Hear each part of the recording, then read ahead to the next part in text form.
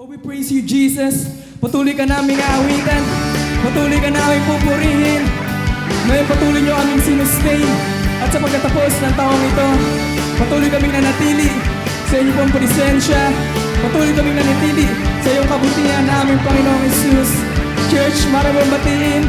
Ang iyong katabi, i-advance mo na ang pagbati sa Kanya. Can you say, Merry Christmas, everyone! Hallelujah!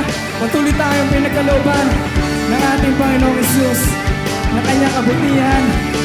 We praise you, Jesus. And we sing, joy to the world, the Lord is come. Let earth receive her King.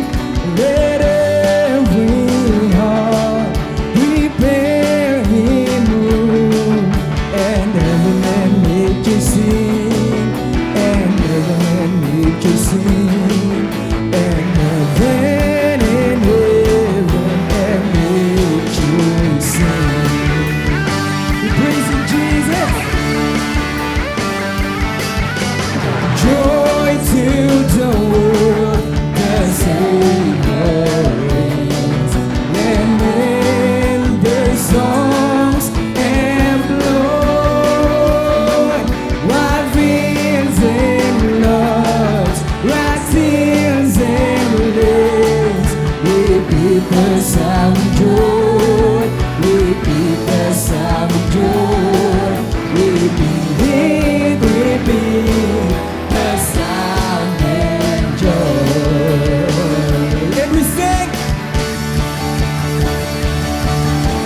Joy, and speak upon joy, it's overflowing where no tongue can tell. Joy, and speak upon joy, rises in my soul, never lets me go. He rules the world with good and grace, and made the nations prove the glories of His righteousness, and wonders of His love, and wonders of His love, and wonders of His love.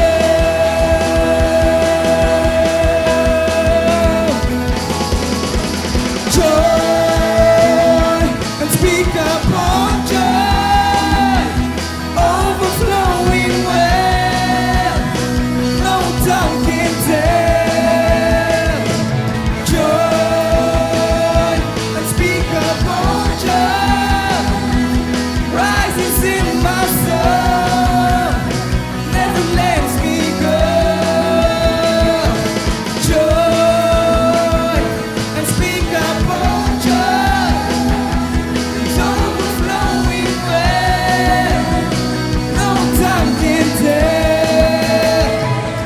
Joy, and speak upon joy, rises in my soul, never lets me go.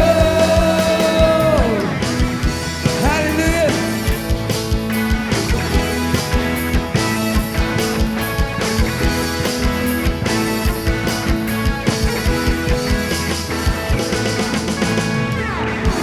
We thank you, Jesus. But right now, be magnified, be glorified in this place, Holy Spirit. We worship you. We welcome you.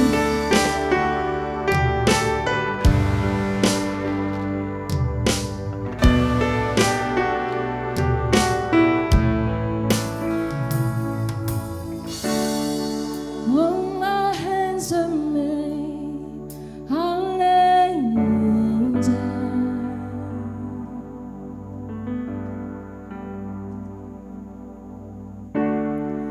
All that I hold dear,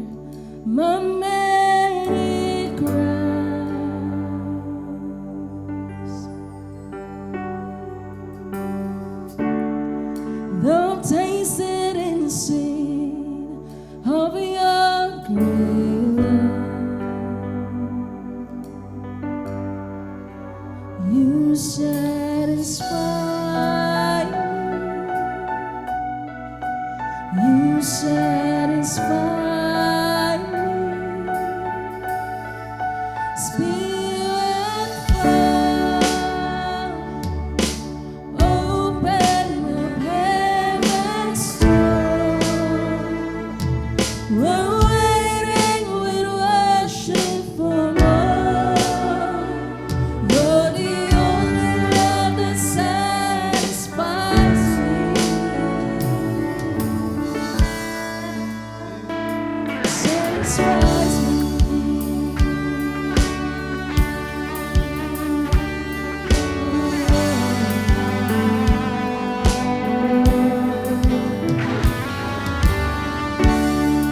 I consent to request above all things.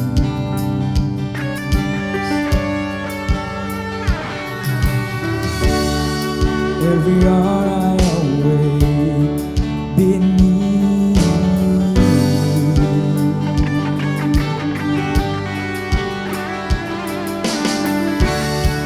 don't taste it and see of your love.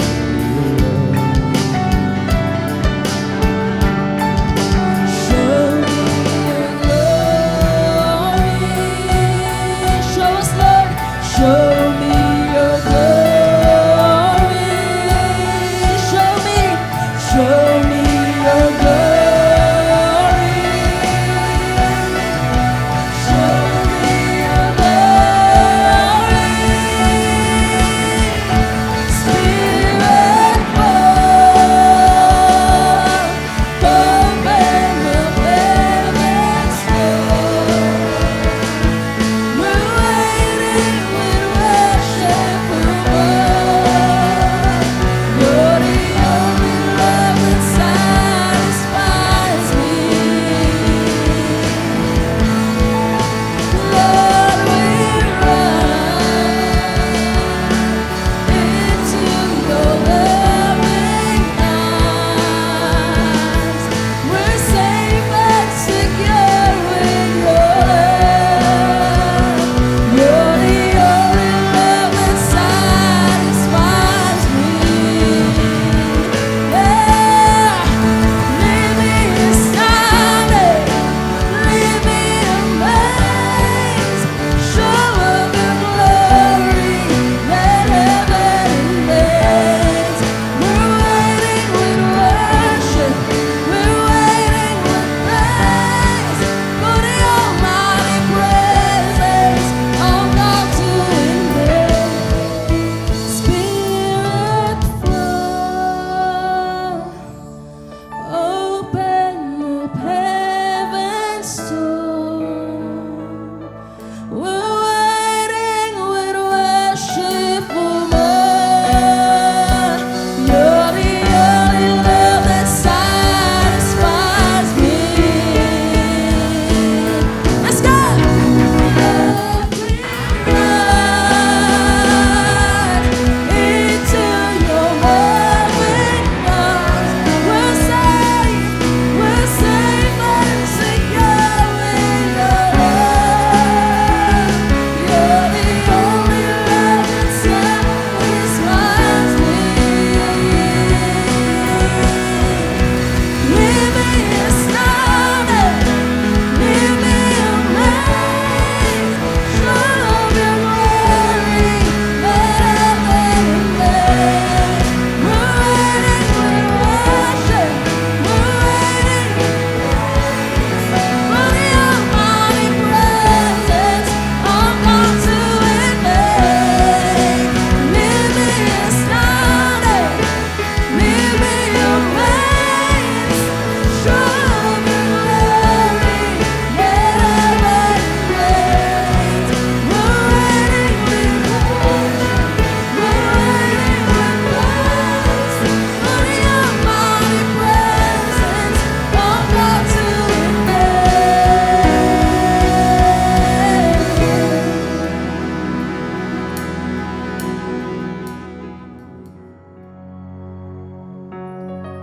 All it takes is one moment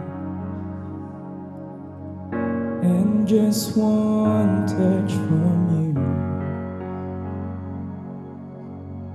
Put aside all distractions, 'cause I came for you. I came for you. I need you more than ever. Nothing else satisfies. All my life I surrender, 'cause I live for you. I live for you, 'cause I came for you. I came for you.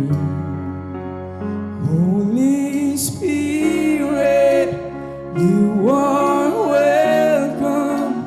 Come and move upon this place, 'cause we desire an encounter once again.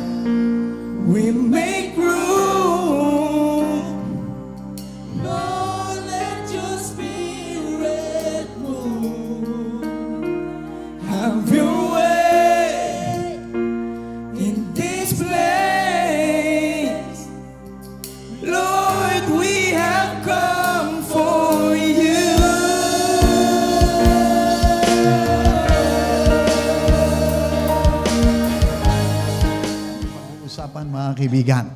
Sa ating pong buhay, marami tayong mga nakakasama. Tama po ba? Yung iba, malaki nagiging ambag sa ating mga buhay, mga nagiging kaibigan natin, mga nagiging kapamilya pa po natin. Meron naman din po mga tao, parang dumadaan lamang. But I want you to understand, kung meron man po tayo dapat maging BFF. Ano yung BFF mga kaibigan? Okay, best friend forever. Dapat wala na pong iba yon, kundi ang Espiritu Santo. Amen po ba mga kaibigan? Bakit po? Dapat siya yung ating BFF. Kasi mga kaibigan, siya po yung Diyos na sumasama sa atin dito sa ating kapanahunan. At sabihin ko po sa inyo, kapag siya ay nakasama ninyo, makakaranas kayo ng kanyang gabay, ng kanyang kapangyarihan, ng kanyang mga pagpapala. Sino po gusto ng mga bagay na yan? Taas ang kamay. Amen? Okay, so patuloy po natin siyang i-welcome sa ating po mga buhay. And hopefully makatulong po itong message na aking pong ibabahagi na aking pinamagatang pleasing or grieving the Holy Spirit. Now, meron po tayong dalawang bagay na maaaring magawa sa Kanya. Either mabigyan po natin siya ng kaluguran o mabigyan po natin siya ng kalungkutan. Now, paano po natin magagawa yon? Now, ang mahalaga pong katanungan, paano natin siya mapapanatili sa ating po mga buhay? So, pag-usapan po natin ito, mga kaibigan. First, mga kaibigan, basahin po natin yung 2 Corinto chapter 13, verse 13. At sabi po riyan, naway sumainyo lahat ang kagandahan loob ng Panginoon Jesucristo at ang pag-ibig ng Diyos at ang pakikisama ng Espiritu Santo. Ang ating pong iglesia ay naniniwala doon sa doktrina ng Trinity. One God in three persons, in the person of God the Father, God the Son, and God the Holy Spirit. Now, among them three, mga kaibigan, it is the Holy Spirit na narito po sa lupa ngayon at sumasama doon sa mga mananampalataya ng ating Panginoon. Now, ano po ba yung ibig sabihin ng pakikisama? Sa English, mga kaibigan, ang word na ginamit ay fellowship. So, siya po yung ating ka-fellowshipan. Ano po yung kahulugan ng fellowship? On the other hand, it came from the Greek word koinonia, which means communication, participation, and sharing. Now, just like with any other relationships, mga kaibigan, na nangangailangan po ng communication, nung pag-uusap, dapat ganun din po sa ating pakikipagrelasyon sa Espiritu Santo. Sino po rito kinakausap ang Espiritu Santo? Ginagawa niyo po ba, mga kaibigan? And that's good. Now, sabi po dyan, merong participation, merong sharing. May mga ginagawa ang Espiritu Santo sa ating po mga buhay, dapat nagpa-participate tayo. May mga pagbabago po siya na ginagawa sa ating po mga buhay, dapat nakikiisa tayo. And then meron pong sharing. Meron po siyang isinishare pagdating po niya sa atin. Ano yung kanyang mga ibinabahagi sa atin? Yung kanyang bunga. Kaya meron po tayong tinatawag na fruit of the Spirit. Sino po nakaranas dito? Mabuting pagbabago sa kanyang buhay. Nagkaroon ng pag-ibig, kapayapaan, kagalakan, kainahunan, pagpipigil sa kanyang sarili. Mula nung tinanggap po niya ang ating Panginoong Jesucristo at ipinadala ang Espiritu Santo. Pero hindi lamang po yun, yung kanyang ibinabahagi din po niya yung tinatawag na gifts of the Holy Spirit. Now, ano po yung gifts of the Holy Spirit, mga kaibigan? Yun po yung iba't ibang mga kaloob para tayo po ay makapaglingkod sa Diyos. Kaya yung iba, nagkaroon ng knowledge, nagkaroon ng wisdom, nagkaroon po ng working of miracles, may mga healings of the sick, meron po yung pagpapalayas ng mga demonyo, meron po gift of prophecy, gift of discernment, at kung ano-ano pa. So, let me ask you, mga kaibigan, sino po rito nais niya maranasan ang kapangyarihan ng Diyos sa kanyang buhay? Makapagpalayas ng demonyo, makapagpagaling.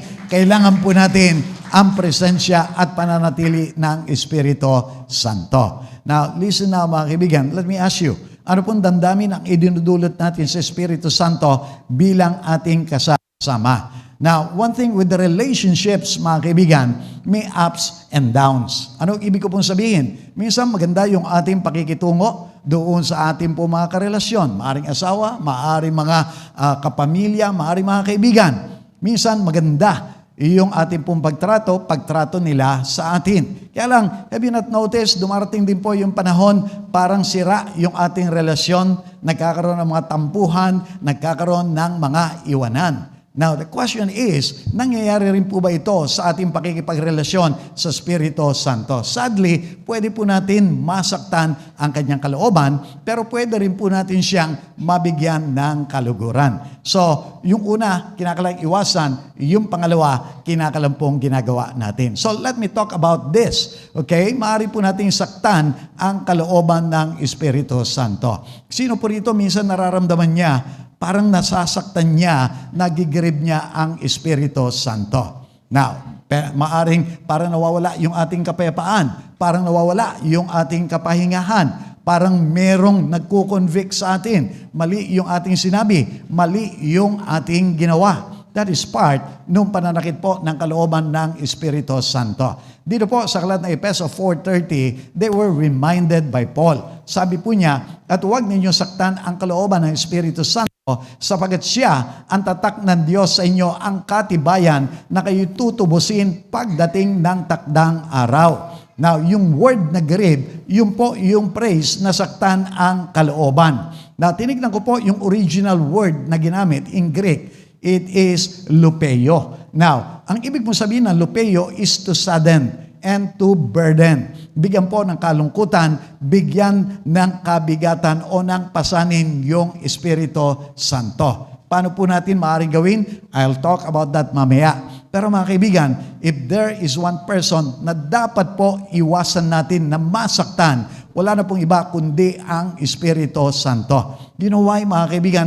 Kasi siya raw po yung tatak ng ating kaligtasan. As long as the presence of the Holy Spirit is with us, nakakasigurado ka, nakasulat pa rin ang pangalan mo sa aklat ng buhay.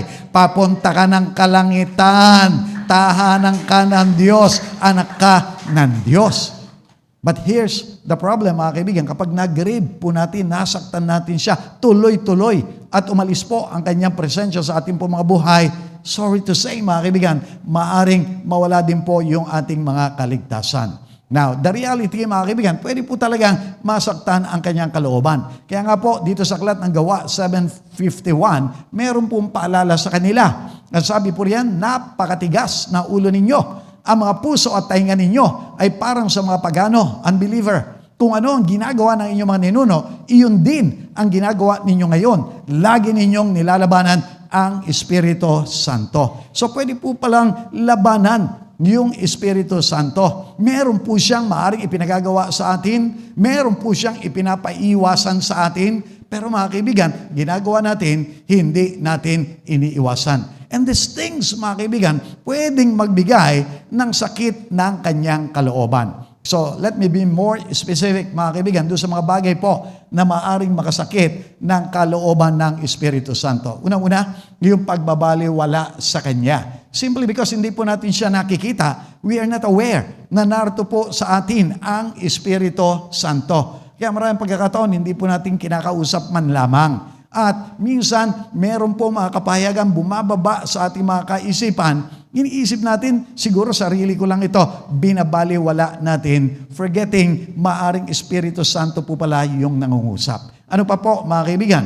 Yung hindi pagsunod sa salita ng Diyos. Ano pa? Yung pagiging makamundo natin. Sobrang TV, sobrang Facebook, sobra doon sa mga pasyal.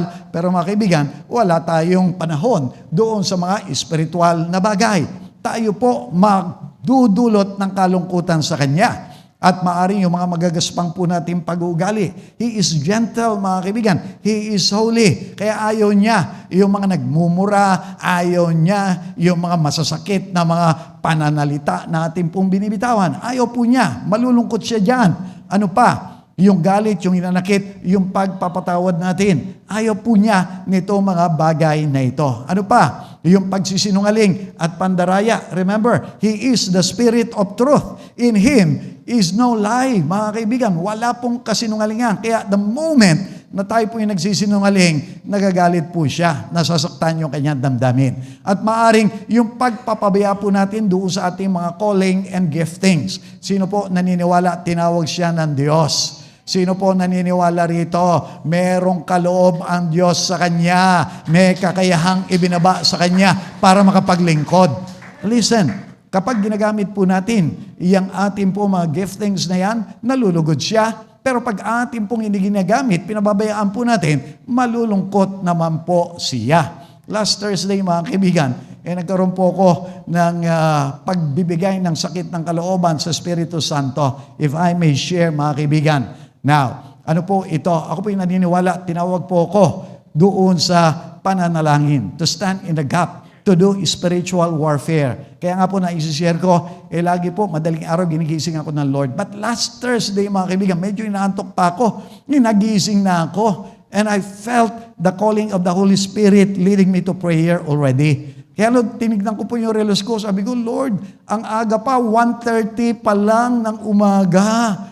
Kako, meron naman po akong timer Maya-maya na Lord tayo mag-usap. And binaliwala ko yung kanyang pagising, mga kaibigan. I stayed in bed for another 30 minutes. But guess what? Hindi ko po nakuha na nakatulog. Talagang naroon na. At kahit nagmamakaawa ako sa ating Panginoon, sabi ko, Lord, sige na, bigyan mo pa ako, hayaan mo makatulog ako. Kulang na kulang pa yung tulog ko.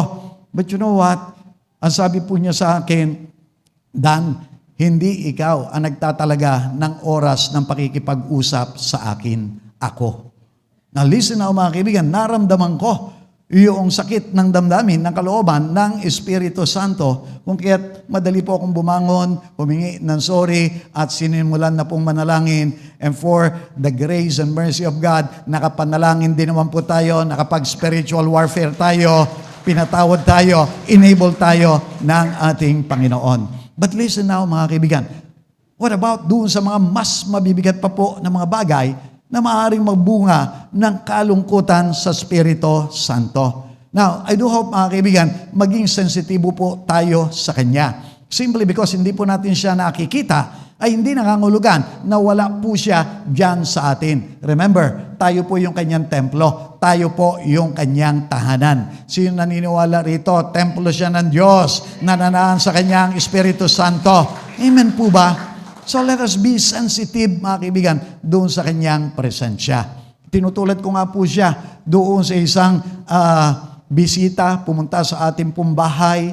Na may mga bisita pumunta sa atin, pag mga ilang araw lang, parang okay pa tayo, kinakausap pa natin, masaya tayo. Kaya lang pag umaabot na ng mga ilang linggo na, buwan pa, iba na po yung ating nararamdaman. Ano ginagawa na natin? Dumarating na yung time, cold na tayo doon sa ating bisita, hindi na natin kinakausap. May mga times na pagdadabugan na natin, pagsarado ng pintuan, nakabalibag na yung ating mga inihahain na pagkain, kung ano-ano na lang, pag nagpapasama sa atin, bro, sis, sama mo naman ako, busy ko, saka na lang. Listen mga kaibigan, ba't ko po ito binabanggit? Could it be, may mga pagkakataon din po sa ating mga buhay, natatrato natin ng ganon ang Espiritu Santo. Nung unang dumating siya sa ating po mga buhay, excited na excited tayo. Sino rito, alam niya, dumating ang Espiritu Santo sa kanya kasi nakita niya yung mabuting pagbabago. Iba na yung kanyang pananalangin. Iba na yung pagbabasa niya ng salita ng Diyos. Iba yung joy niya sa pananambahan, sa paglilingkod sa Diyos. Naranasan niyo yun? Yung nakikipaglabang kayo doon sa mga pagsubok ng buhay, doon sa mga tukso ng buhay, hindi kayo basta-basta bumibigay. It was because of the Holy Spirit na nanariyan sa inyo. Kaya lang mga kaibigan, let's be honest, dumating din po ba doon sa punto na parang napagod tayo? Parang ayaw na rin natin mag-pray, ayaw na natin magbasa ng Biblia, ayaw na rin natin dumalo dito. Ginigising tayo ng Espiritu Santo para manalangin, binabaliwala na natin. Listen mga kaibigan, posible po masaktan natin ang damdamin ng kalooban ng Espiritu Santo. Amen po ba? Pero mga kaibigan, kung nagagawa man po natin yan, hallelujah, huwag kang lubusang lalayo sa Kanya, magsisi ka, lumapit ka, mahabagin siya, patatawarin ka niya kaibigan. Amen. Now, hallelujah, mag-repent po tayo kung nagagawa natin yung mga bagay na iyan. Let me say this, ingatan po masaktan ng kalooban ng Espiritu Santo dahil mabigat ang maaaring maging kaparusahan nito. Ito po nakakalungkot dahil simply because we do not see Him, hindi po natin nakikita na maaaring may nasasaktan na tayo ng damdamin. Hindi katulad kunwari ng ating mga asawa, alam mo na, nagagalit na yan, hindi ka na kinakausap, iniismiran ka na, nagdadabog na sa iyo, alam mo, galit na. But not with the Holy Spirit, simply because we do not see Him. But the reality is, pwede po natin siyang mag-grieve, masaktan ang damdamin. Now, may warning po sa atin dito sa Hebreo 10:29. Gaano kabigat sa akala ninyo ang parusang nararapat sa taong humamak sa anak ng Diyos, lumapastangan sa dugong nagpatibay sa tipan at nagpabanal sa Kanya at lumait sa mapagpalang Espiritu. Pakisabi nga po, lumait. Ibig po sabihin nito, insultuhin ang Espiritu Santo. Ibig po sabihin nito, magsalita tayo ng hindi magagandang bagay patungkol sa Espiritu Santo. Now, ito po mga kaibigan ay related doon sa sin of blasphemy of the Holy Spirit. Bakit po? Ito po, nakakatakot na uri ng kasalanan. Kasi ito po ang sabi ng ating Panginoong Hesukristo dito po sa aklat ng Marcos chapter 3, beginning verse 28. Tandaan ninyo ito, maaaring patawarin ng tao sa lahat ng kanyang kasalanan at paglapastangan. Ngunit, ang sino man lumapastangan sa Espiritu Santo ay walang kapatawaran, kapagkat siya ay nagkasala ng walang hanggang kasalanan. Parallel passage, mga kaibigan. Sabi ni Jesus Christ, pwede nga kayo magkasala sa anak ng tao. Referring to Himself, pwede kayo magkasala sa akin. Mapapatawad kayo, but not doon sa paglapastangan sa Espiritu Santo. Now, nagawa na po ba natin itong bagay na ito? Does that mean, Pastor, yung nagawa kong kasalanan nito, wala na akong kapatawaran? Makinig po kayo, mga kaibigan. The mere fact na narito po kayo, nananambahan sa ating Panginoong Hesukristo, naniniwala sa Espiritu Santo, I believe hindi pa naman po ninyo ito nagagawa. Bakit? Ano po ba yung context nito, mga kaibigan? Ang background po kasi nitong passage na ito, mga kaibigan, ang ating Panginoong Hesukristo po ay nagpapagaling, nagpapalayas ng mga demonyo, at yung mga naiinggit sa Kanya, yung mga Pariseo, yung mga Eskriba, ang sabi po nila ng mga pare, nagpapalayas siya ng mga demonyo sa kapangyarihan ni Beelzebub, yung prinsipe ng mga demonyo. So ano po, yung blasphemy of the Holy Spirit, ito po yung hindi siya kilalanin, ito po ay yung i-attribute pa na yung ginagawa ng ating Panginoong Hesukristo o nung kanyang mga lingkod ay hindi gawa ng Espiritu Santo, kundi gawa ng demonyo. Listen, dinideny po nila yung existence, yung reality ng Espiritu Santo. Now, lahat naman po tayo rito naniniwala sa Espiritu Santo. Amen po ba? Kaya ako po yung naniniwala, hindi pa po natin ito nagagawa. But take notice, mga kaibigan, meron pong mga iglesia, talagang nilalait po nila ang Espiritu Santo. You know why? Kasi para sa kanila, hindi po Diyos ang Espiritu Santo. Ang Espiritu po Santo po ay bagay lang, kapangyarihan lamang. Makinig po kayo, mga kaibigan. Ang sabi ng ating Panginoon, pwede kayo magkasala sa akin, pero hindi sa Espiritu Santo. Paya ko kayong patawarin, pero hindi kayo mapapatawad pag sa Kanya kayo nagkasala. Listen now, mga kaibigan. Ano po ba itong dahilan? Bakit sinasabi ni Jesus, pag nilapastangan mo Espiritu Santo, walang kapatawaran? You know why? Kasi ang Espiritu Santo po ang nagko-convict, ang nagpapaalala sa atin patungkol sa kasalanan. Sino po rito may mga pagkakataon, parang may naririnig siya bumubulong sa kanya, anak, magsisi ka. Anak, huwag mong gagawin yan. Anak, mali yang iniisip mo. Anak, mali yang sasabihin mong yan. Anak, huwag mong gagawin yan. May naririnig po ba kayong ganyan? Yan po yung tinig ng Espiritu Santo sa inyo pong mga buhay. But listen now. Pag siya po na lapastangan po natin, aalis po siya, hindi po siya mananahan sa inyo. Ano mangyayari? Walang conviction, walang magpapaalala nung kasalanan, hindi po kayo makakahingi ng kapatawaran. At kung wala pong kapatawaran, wala pong kaligtasan, wala pong presensya ng Diyos sa inyo po mga buhay. Pero salamat na lang, nakakapagsisi tayo, kaya napapatawad pa rin po tayo ng Diyos sa ating pong mga kasalanan. Amen po ba? Pero ganun pa man, mga kaibigan, kung hindi pa man po natin naggagawa itong paglapastangan sa Espiritu Santo, it doesn't mean na pwede po natin baliwalayin yung pakikipagrelasyon natin sa Kanya. pwede pa rin po siyang umalis sa ating po mga buhay. Now, let me address this. Kung patuloy po natin sasaktan ang kalooban ng Espiritu Santo, maaari siyang umalis sa atin. Sino rito nakaranas na umalis doon sa kanyang tahanan? Ha? Kasi pasaway yung anak, pasaway yung mga pamilya. Okay, wag nyo na po itaas ang kamay ninyo. But listen now mga kaibigan, pwede pong mangyari ito kapag patuloy po nasasaktan yung ating damdamin doon sa ating tahanan. Tama po ba? And that's the reason why, mga kaibigan, maging conscious tayo, maging maingat tayo. Kasi dito po sa awit 51, meron pong paalala. Ang sabi po ni David, "Do not cast me from your presence or take your Holy Spirit from me. Restore to me the joy of your salvation and grant me a willing spirit to sustain me." Now, kailan po nangyari ito kay Haring David? Ito po yung nangyari nung nangalunya po siya. Nung ipinapatay po niya yung asawa ni Bathsheba. Naramdaman po niya na wala yung joy of his salvation. Wala yung joy of the Lord.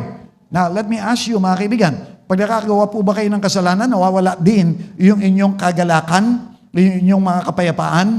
Indicator po ito ng Holy Spirit na nasa kasalanan po tayo at kailangan tayong magsisi.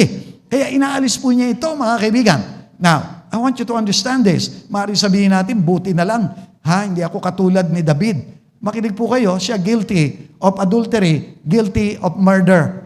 Pero alam po ba niyo, sabi ng ating Panginoong Hesukristo, yung tumingin na mahalay sa kanyang kapwa, nangangalunya na. Yung may galit doon sa kanyang kapwa, mamamatay tao na rin. So listen now mga kaibigan, what is God telling us? Hallelujah. Lahat lamang po ng mga kasalanan, pare-parehas, lahat yan mag-aalis ng kanyang presensya sa ating po mga buhay kung ating ipagpapatuloy. Kaya mga kaibigan, hallelujah, maging conscious po tayo. Sabi niya, do not take your Holy Spirit from me. Unawa po niya. Kasi yung pinalitan niya na hari, mga kaibigan, nakita niya. Inalisan ng Espiritu Santo. Sino po yon? Walang iba kundi si Haring Saul. Ito po nangyari. Samantalang Espiritu ni Yahweh ay umalis na kay Saul, sa paintulot ni Yahweh, isang masamang Espiritu naman ang nagpahirap kay Saul. Yan po ang nangyayari, mga kaibigan. Maaring bago po natin nakilala ang ating Panginoong Hesukristo, hindi nyo lang alam. Bago po ninyo tinanggap siya, bago dumating ang Espiritu Santo sa inyo, maaring ang nakatira po riyan, mga demonyo, mga masamang espiritu. Kaya, sino po dati dito, hindi niya makakontrol ang kanya sarili sa paggawa ng kasalanan? Naranasan po ba ninyo yan? Gusto nyong bumait pero hindi nyo magawa? Bakit po? Alipin po kasi kayo ng kasalanan. May demonyo na nakatira sa inyo. Pero salamat sa Diyos, pinalaya tayo, pinaalis ang demonyo, tumira ang Espiritu Santo. And that's the reason why meron na po tayong mga mabubuting pagbabago. But listen, pwedeng umalis eh. Kapag tayo po nagpatuloy sa kasalanan, gaya po nitong si Haring Saul. Kinakausap na siya, pinagsasabihan na siya ng mga propeta, sumunod ka sa Diyos, gawin mo ito. Hindi po niya ginagawa. Kaya eventually, dumating po yung pagkakataon, umalis po sa kanya ang presensya ng Espiritu Santo. And guess who ang pumalit? Demonyo, masamang espiritu. Listen now, mga kaibigan, huwag po natin sasabihin, hindi, born again na ako eh. Wala nang demonyo na makakapasok sa akin. Now, I want you to understand, mga kaibigan, yung nangyari kay Saul, pwede rin pong mangyari sa atin. Bakit po? Marami po kami mga naipag-pray ng deliverance. And I want you to understand, karamihan po doon sa mga pinag-pray namin ng deliverance, mga born again din. Meron pa nga po, pastora pa, mga kaibigan, not from this church, sa ibang church po, pero dinala ni Lord para may pag-pray po namin. Bakit? Kasi po, sabi po niya, yung galit niya sa manang loob doon sa kanyang asawa, hindi niya matanggal-tanggal. At ang nakakalungkot pa, baga pastora po siya, bumabalik na po siya doon sa kamunduhan. Nagsisimula na uli siya manigarilyo, nagsisimula na uling uminom. Pero hindi niya maintindihan, inakay siya doon sa bahay namin ni Pastora. At nung pinag-pray po namin ng deliverance, kaya po pala nagkakaganon na siya, may masamang espiritu na naroon po sa kanya. Listen mga kaibigan, Pero salamat sa ating Panginoon. Mahal siya ng Diyos. Kilala siya ng Diyos. Hindi siya iniwanan ng Diyos. Inakay siya, naipag-pray siya, na deliverance, nakapanumbalik doon sa kanya pong paglilingkod sa Diyos. Amen po ba? Nalisten na mga kaibigan. Hallelujah. Meron pong consequence yung ating pananatili sa mga kasalanan. The longer na pinatatagal po natin yung ating mga kasalanan sa ating po mga buhay, opo, nariyan ang habag, nariyan yung kabutihan ng Diyos sa atin, pero we will be missing on certain things. Yung mga blessings ni Lord. Now listen mga kaibigan, at pagpatuloy pa po tayo nagpabaya, who can say, bumukas na talaga yung pintuan ng ating mga puso, nakabalik yung demonyo, nakapagnakaw, nakapangwasak, nakapatay uli ang demonyo. Amen po ba?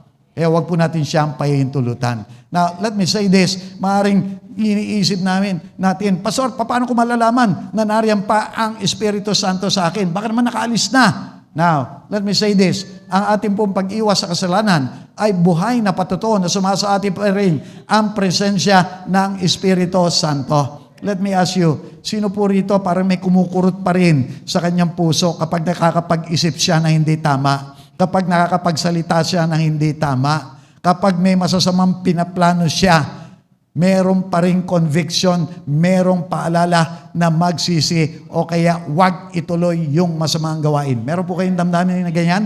Taas ang kamay ng mga nakakadama ng ganyan. Hallelujah. Kasi kung meron kanyan, buhay na patotoo yan, meron pa rin conviction, meron ka pa rin banal na takot, nakakakilos pa rin si Lord sa buhay mo. Now, meron po sinabi dito, let me encourage you, aklat ng Isaiah, chapter 11, verse 2, at ang Espiritu ng Panginoon ay isa sa kaniya, ang diwa ng karunungan at ng kaunawaan, ang diwa ng payo at ng katibayan, ang diwa ng kaalaman at ng takot sa Panginoon. So, how do we know na dumating siya? Hindi natin siya nakikita, Pastor. Ayun po, may dala-dala siya. Meron diwa ng karunungan, ng kaunawaan, yung Word of God, unang-una na. Dati-rati, wala tayong hilig dyan, hindi natin maintindihan. Pero ngayon, naiintindihan natin, i-apply natin sa ating po mga buhay. Ano pa? Diwa ng payo, ng katibayan o ng katatagan. Dumaraan tayo sa mga pagsubok ng buhay. Sino po ang mga may pinagdaanan lately? Mga alalahanin, mga problema, taas ang kamay. Naging matatag po ba kayo? Nakapanatili po ba kayo? Nagtagumpay po ba kayo? That is the work of the Holy Spirit sa inyo po mga buhay. Now listen, ano pa po? Diwa ng kaalaman at ng takot sa Panginoon. Ito po yung isang bagay na nararamdaman ng mga pinananahanan ng Espiritu Santo. May banal na takot po sila. Kaya nakakaiwas po sila sa kasalanan. Nagbibigay ng tukso ang demonyo. Hindi, ayoko. Baka magalit ang Diyos sa akin. Baka mahataw, mapalo ako ng Diyos, madisiplina ako ng Diyos. Ayokong gawin yan. Baka masaktan ko yung kanyang damdamin, yung kanyang kalooban. Amen po ba mga kaibigan? Kaya nga po, let me ask you, may takot po ba tayo na mawala ang Holy Spirit sa atin? Sino po rito ayaw niya mawala ang Espiritu Santo sa kanyang buhay? Hallelujah! Habang nariyan yung banal na takot na yan, buhay na patotoo yan, sumasayo pa rin ang kanyang presensya, kaibigan. Dahil I tell you, mga kaibigan, may mga namit din po ako nang nawala na sa kanila, kahit po nananambahan, ano po yung sabi? Wala na akong nararamdaman, Pastor. Parang baliwala na yung kanyang salita. Bumalik na doon sa mga kamunduhan, bumalik na doon sa lumang buhay. Pero kaibigan, kung nariyan pa yung banal na takot, hallelujah, magpasalamat ka sa Diyos. Kinahabagan ka pa rin niya, kinakalinga ka pa rin niya, pinapanatili ka niya sa kanyang presensya. Amen. Now, let me move on doon sa pangalawa, mga kaibigan. Hallelujah. Maaari po nating idulot sa Espiritu Santo. Maaari natin bigyan ng kaluguran ang Espiritu Santo. Sino po rito gusto niya? Bigyan niya ng kasiyahan, kagalakan, kaluguran ng Espiritu Santo. Taas ang kamay. Amen? Now, if there's one person na ang ganda mabigyan natin ng saya, now, I tell you, this is the Holy Spirit. Opo, maganda, nabibigyan natin ng kasiyahan yung ating mga asa-asawa. Pagluluto tayo ng masarap, ibibigay, iintrega, yung sweldo, buong buo, at kung ano-ano pa. But I want you to understand, kapag ang Espiritu Santo ang nabigyan natin ng kaluguran, I'm telling you, hindi mo maisip, hindi mo mabibilang yung uri ng pagpapala na dadalhin sa iyong buhay, kaibigan. Amen? Kaya, look forward na siya ay iyong ma-please. Now, dito po sa Aklat ng Gawa, ang sabi po ng mga apostol, sabi niya, it seemed good to the Holy Spirit and to us not to burden you with anything beyond the following requirements. Sabi po ron, it seemed good to the Holy Spirit. It seemed pleasing to the Holy Spirit. Yun po yung sinasabi mga kaibigan. Ano po yung bagay na maaaring kalugod-lugod doon sa Espiritu Santo? Yung kanila po mga pinag-usapan. Okay, doon sa Espiritu Santo, maaaring pinag-pray po nila. O ito yung mga gagawin natin doon sa mga bago. Ito yung ating mga ipapagawa sa kanila. And habang nagpe-pray po sila, they felt na nag-a-agree, nakiki-okay sa kanila ang Espiritu Santo. Kaya nga po, ang katanungan ko rito, ano po yung mga bagay na nagustuhan ng Holy Spirit sa kanila noon? Ano rin po yung nagugustuhan niya sa atin ngayon? Now, listen mga kaibigan, ako po nagdedeklara, naniniwala, the mere fact, narito po tayo ngayon tanghaling ito, nakikinig ng salita ng Diyos, umawit sa Kanya kanina, nanalangin, nagpuri sa Kanya. I'm telling you, we have pleased God. Now, to be more specific mga kaibigan, ano po yung mga bagay na nagbibigay kaluguran sa Espiritu Santo? Let me enumerate them, pakikinig at pagsunod sa Espiritu Santo. Gaya na na-share ko, ginigising na niya ako, mag-pray ka na Dan. Okay? So, few times, naging matigas yung ulo ko, but most of the time, mga kaibigan, talaga naman po, sinusunod din natin. So, gusto niya, when He speaks to you, makinig tayo, sundin natin. Sino rito, mga kaibigan, gusto niya lagi nangungusap sa kanya ang Espiritu Santo? Amen? Alam po ninyo ang susi ron, pagsunod Kasi kahit mangusap siya sa iyo, kung hindi mo naman sinusunod, mapapagod siya. Ano yung sasabihin niya? Sayang yung kapahayagan. Ibibigay ko na lang doon sa makikinig at tutugon sa aking ipinagagawa. So mga kaibigan, kung nais po natin, lagi nangungusap sa atin siya, I tell you, sumunod po tayo sa Kanya. Ano pa? Yung nagpapalaga po doon sa mga bagay na espiritual, like what we are doing right now. Yung pakikinig po natin sa Word of God, yung ating pong panonood ng ating mga video, yung ating pag-join doon sa ating pong mga video call intercessions, mga kaibigan, pagsali natin doon sa ating pong mga Bible studies. Listen, lahat po yung kinalulugdan ng ating Holy Spirit. Ano pa? Pag-iwas po doon sa mga kasalanan at mga bagay na mundo. Ayaw po niya yan. Ano pa? Yung paghinog ng kanyang bunga sa ating pong mga buhay. May dinala siya. Yung bunga ng Espiritu Santo, the fruit of the Spirit. Binabaan niya tayo ng pag-ibig, kagalakan, kapayapaan, meron tayong kahinahunan, pagpipigil sa sarili, kabutihan, kabaitan. Kaya lang mga kaibigan, nung nagsimula po siyang dumating sa atin, medyo hilaw, hindi pa po hinog. And He expects, habang nariyan siya, habang kumikilos siya, habang pinoproseso niya tayo, lumalago yung kanyang bunga na ihinog. Now, ang katanungan ko mga kaibigan, hinog na po ba yung bunga ng Espiritu Santo sa inyo? Hallelujah. O nalaglag? I hope hindi po nalaglag. Pastor, nalaglag Ang dami kasi mga pagsubok, ang dami mga pasaway sa buhay ko, nalaglag. Now, I hope hindi pa po nalalaglag. Amen mga kaibigan. Ano pa? Yung paggamit po ng mga kaloob na kanyang ibinigay. Like, binigyan po niya ako ng kakayahan para magbahagi. Kakayahan para manalangin. And that's the reason why I'm using these things. Kanina may mga tumugtog dito, meron po mga umawit pa, meron po yung mga nasa media natin, may mga kumaway sa inyo, at kung ano-ano pa pong mga gawain. Kaloob po yun. Binigyan tayo ng kakayahan ni Lord para maglingkod sa Kanya. Now listen mga kaibigan, hindi po ba nakakatuwa pag meron tayong iniregalo doon sa ating pong kapwa-tao, nakita natin, kunwari binigyan mo ng damit, nakita mo, suot-suot niya, ano pakiramdam mo? Nagagalit ka ba? Hindi. Ang saya-saya mo ka, uy, grabe, bagay na bagay sa iyo Ang ganda. Salamat sinuot mo. Ang saya natin. The same holds true. Pagdating sa Espiritu Santo, ano ba naman tong anak kong ito? Ang dami kong ibinigay sa kanya. Kaloob, hindi naman ginagamit. Inaaksaya lang. Naintindihan po ba natin mga kaibigan? Pero pag ginamit mo yung ibinigay ni Lord sa iyo, bibigyan ka ng ibayo pa, mas marami pa, para mas mapakinabangan Kanya. Amen. Ano pa po? Yung pananatili sa pananampalataya sa gitna ng mga kahirapan. Naalala ninyo si Job, mga kaibigan? Pinagmamalaki siya ng Diyos At maaaring sinasabi doon kay Satanas, kita mo, naibagsak mo ba yung aking anak? Hindi mo naibagsak yan. Nananatili pa rin sa akin yan. The same holds true now doon sa presensya ng Espiritu Santo. Hindi mo lang nakikita Siya operating from the inside. Marami mga demonyo nariyan sa labas at gustong pumasok sa iyo. Gusto nakawin yung pananahan doon sa iyo.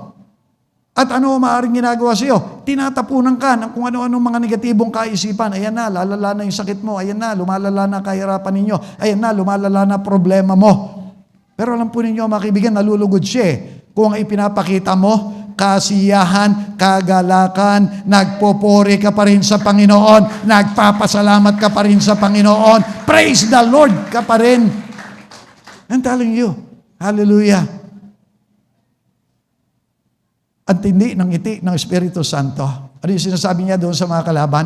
Nakita ninyo, anak ko yan, pag-aari ko yan, hindi ninyo kaya yan. Amen po ba? And I do hope ganun po yung kanyang nararamdaman. So i-check po natin, ginagawa na po ba natin ang mga bagay na ito? Bakit po? Kasi kung ginagawa na natin ang mga bagay na ito po ay mga buhay na patotoo. Sumasa atin ang presensya ng Espiritu Santo. Ipagpatuloy po natin ang ginagawa ang mga bagay na yan. Amen? Now, let me say this, mga kaibigan. Unahin po yung mga bagay ng Espiritu upang huwag magkasala at patuloy lang na mabigyan siya ng kaluguran. Now, ang goal, mga kaibigan, is not just to have the Holy Spirit come in our lives. Nangyari na po yun nung tinanggap natin si Jesus Christ. Now, pinadala po ang Holy Spirit sa pamamagitan ng ating Panginoong Hesukristo. But the challenge now, na narito siya, kinakailangan mapapanatili po natin siya. Kasi mga kaibigan, ang mga demonyo, ang mga masamang espiritu, left and right, harap likuran, umaatake sa atin, gusto makabalik sa ating mga buhay. Now, hanggat nariyan po, ang Holy Spirit, hindi sila makakabalik, hindi sila makakapasok. They will operate from the outside. Holy Spirit operating from the inside. Now, paano po natin mapapanatili? Siya po yung ating uunahin dapat. Kaya nga po dito, mga kaibigan, may paalala sa atin. Ano yung sabi riyan? Sinasabi ko sa inyo, mamuhay kayo ayon sa Espiritu at hindi ninyo pagbibigyan ang mga pagnanasa ng laman. Sino po rito minsan natetempt pa, para magbisyo? Bumalik doon sa alak, bumalik doon sa sigarilyo, bumalik doon sa pornography, bumalik doon sa mga negatibo nilang damdamin, galit, hinanakit.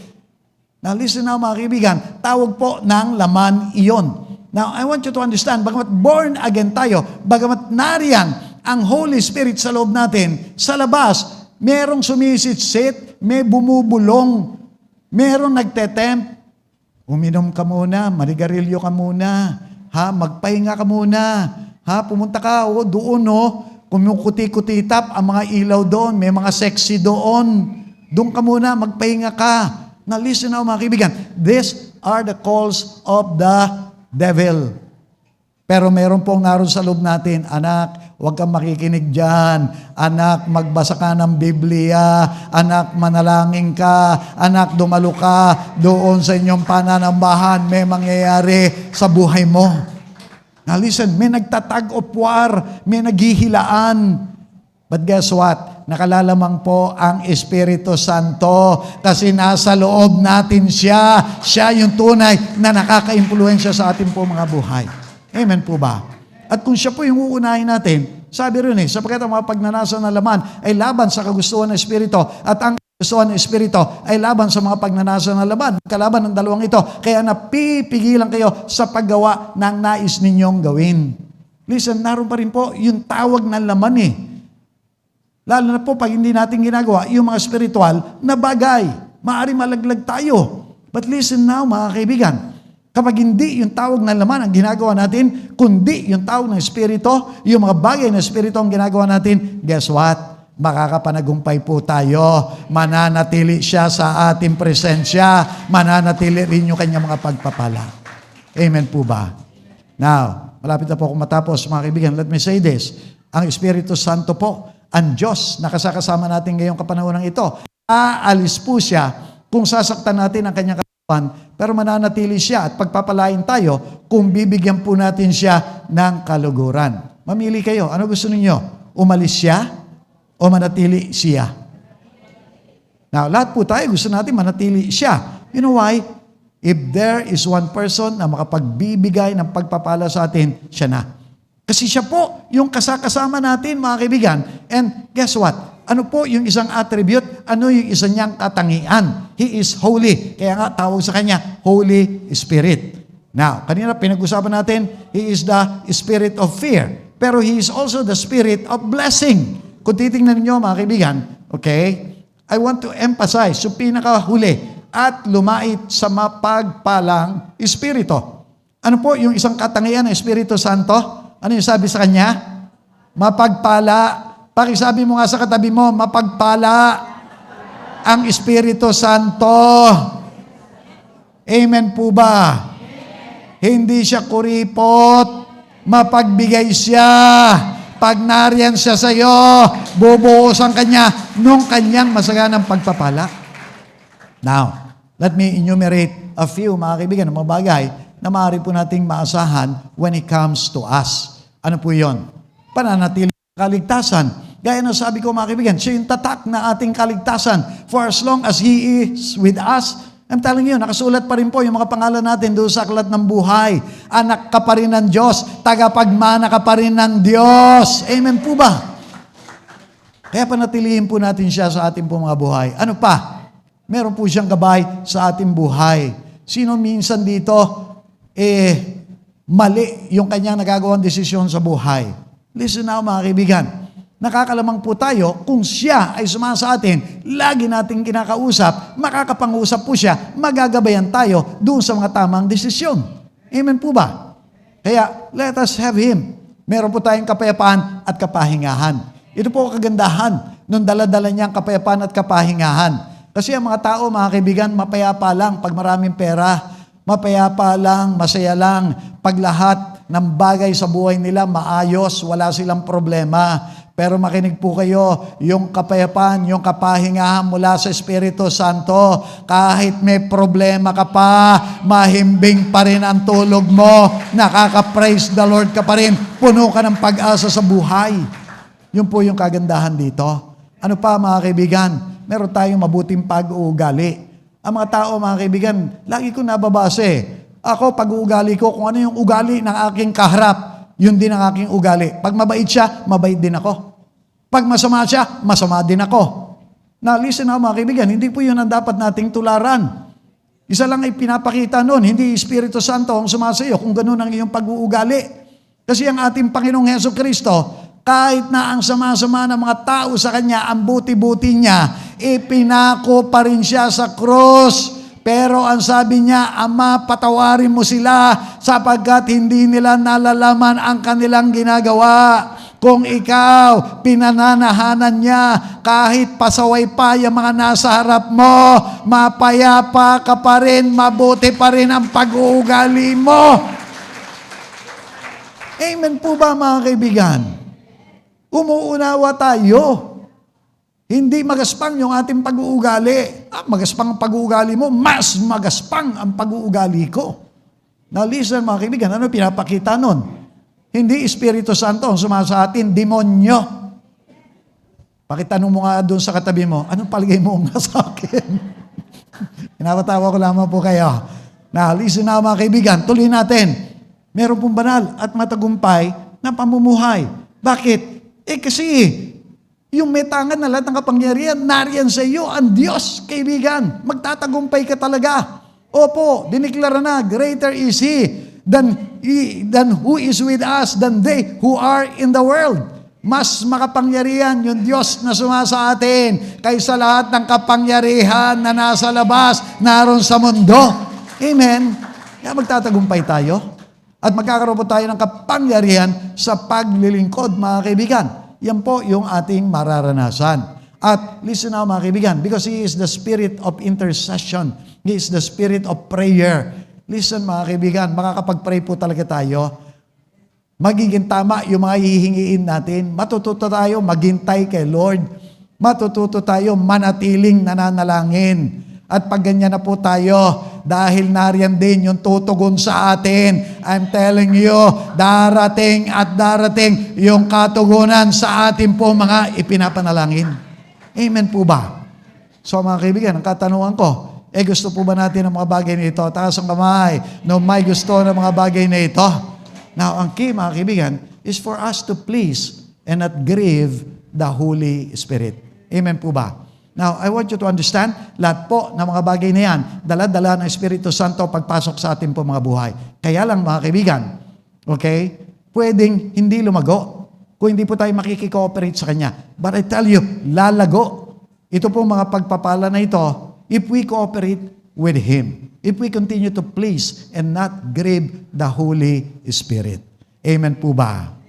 So it is my hope and prayer na mula sa araw na ito, we just please and not grieve the Holy Spirit.